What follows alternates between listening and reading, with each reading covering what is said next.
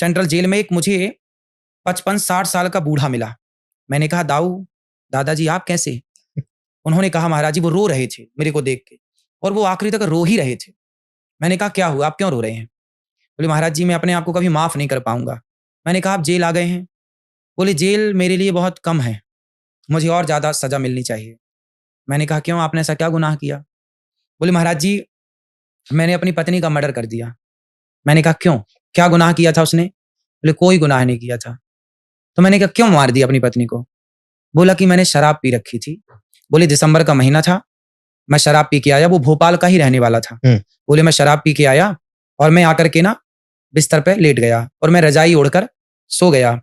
उसी दिन मेरी पत्नी ने कोई एग्जाम दिया होगा, उसका रिजल्ट आया, तो उसने मेरी रजाई खींची कि सुनो जरा वो लैपटॉप में देख दो मैं पास हुई कि नहीं, निकली कि नहीं, नंबर आए कि नहीं।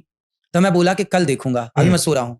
पत्नी ने कहा, नहीं मेरा रिजल्ट, अब सोचो कोई रिजल्ट आया एक्साइटमेंट होगी तो वो कहेगा कि नहीं मुझे आज ही देखना। तो पति बोला कि तू अब रजाई मत खींचना, मुझे सोने दे, यदि तू रजाई खींचेगी मैं तुझे मार दूंगा। पत्नी तो पत्नी है, तो दोनों में बड़ा प्यार था। तीसरी बार उसने रजाई खींची पति की, तो उसने उठ करके उसको उसका हाथ पकड़ा, बिस्तर पे लिटाया और उसके गर्दन को, वो तो शराब पी रखा था, उसने दबाया तो सांस नली टूट गई। अब चूंकि शराबी था ना, उसको पता ही नहीं कि मैंने कितनी जोर से दबाया, पर उसने दबा दिया। ऑन द स्पॉट उसकी पत्नी मर गई और रात भर वो दोनों पड़े रहे एक साथ। उसके पति को लगा कि चुपचाप सो रही है। जब उसके नशा सवेरे उतरा तो देखा पत्नी बगल में सो रही, हिलाया, हिले नहीं। तो वही उसको हॉस्पिटल ले गया।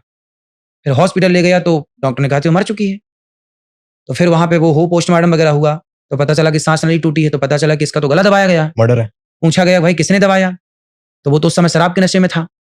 पर उसने कहा कुछ कुछ याद करके कि हाँ मैंने तो मारने के भाव से नहीं, पर इसको मैंने कहा कि तू रजाई खींचेगी तो मारूंगा, तो मैंने तो गले यूं ही दबाया था, पकड़ा था उसका गला, मैंने दबाया नहीं था। पर उसका पकड़ना और उसका दबाना, चूंकि शराबी कितने जोर से दबाया होगा, मर गई बेचारी। अब उसके देखो पत्नी मर गई, वो चला गया जेल मर्डर केस में, 20 साल की सजा, और बच्चे हो गए अनाथ। एक अच्छा खासा घर एक शराब की बोतल के कारण तहस नहस। आज तक वो आदमी रो रहा है जेल के अंदर। किसके कारण? ये शराब है। जो मैं कहता हूं कि शराब मत पिया करो, तो शराब साहब क्या ना कराती।